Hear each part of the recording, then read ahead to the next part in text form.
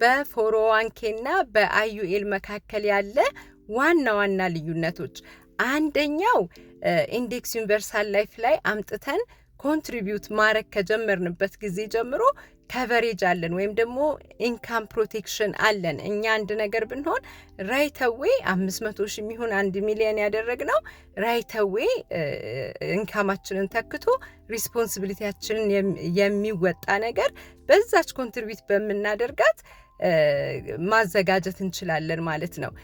ሁለተኛው ነገር 401k ላይ ሲመጣ ፔናሊቲ ያለብን እናውጣ ብንል የ401kን ገንዘብ 59 እና ሃፍ እስካልሆነን ድረስ ፔናሊቲ ከፍለን ነው የምናወጣው። ፔናሊቲው ብቻ አይደለም ደግሞ ታክስ እንከፍልበታለን ማለት ነው። ስለዚህ አይዩኤል ግን ፔናሊቲ የኤጅ ሊሚት የለብንም ማለት ነው። ኤኒ ታይም ሬዲ የሆነ ካለን ያንን አውጥተን መጠቀም እንችላለን ማለት ነው። እንደዚሁም ደግሞ ታክስ አንከፍልበትም ማለት ነው። ስለዚህ ታክስ አድቫንቴጅ አለን፣ ፔናሊቲም ደግሞ የለብንም። ሌላው ደግሞ ዋናው ነገር ፕሮቴክትድ ነን። ኔጌቲቭ ሲገባ ማርኬቱ እኛ አብረን ኔጌቲቭ አንገባም። ለምሳሌ 401k ላይ ያስቀመጠ ሰው 50 ሺህ ደርሶለት አድጎ እስቲ ቆይ እኔ ነገ ምናምን አወጣለሁ እያለ በአጋጣሚ ስታክ ማርኬቱ ኔጌቲቭ ቢገባ ያ ሰው ቀለጠ ማለት ነው አይደለ? ወርዷል።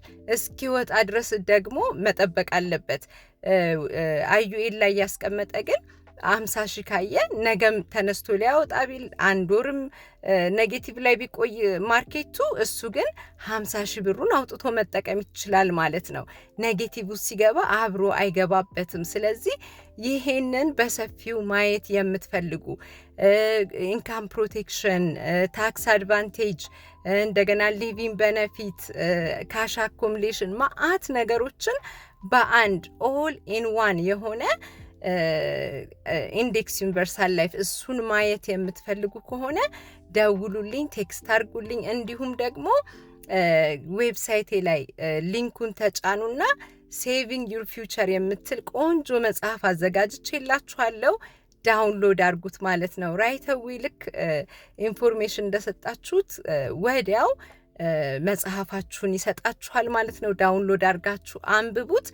ያ ብቻ አይደለም ደግሞ ከ30 እስከ 45 ደቂቃ ደግሞ ከኔጋም ደግሞ ፐርሰናላይዝድ የሆነ ይሄንን የነገርኳችሁን ኢንዴክስ ዩኒቨርሳል ላይፍ ለእናንተ ምን ይመስላል የሚለውን አብረን እናየዋለን ማለት ነው።